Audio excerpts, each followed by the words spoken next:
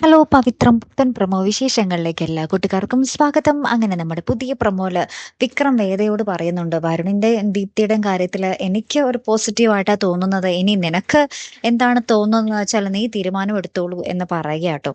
അപ്പുറത്താണെങ്കിൽ നമ്മുടെ വസവൻ നമ്മുടെ വരുണിന്റെ അടുത്ത് ഇങ്ങനെ സംസാരിക്കുന്നുണ്ട്, നീ വിക്രത്തിനോടുള്ള ശത്രുത വെച്ചിട്ട് വിക്രത്തിന്റെ ഭാര്യയുടെ അനിയത്തിയെ കരുവാക്കുവാണോ, അല്ലെങ്കിൽ യഥാർത്ഥ പ്രണയമാണോ എന്നൊക്കെ വസവൻ മകനോട് ചോദിച്ചറിയുന്നുണ്ട്.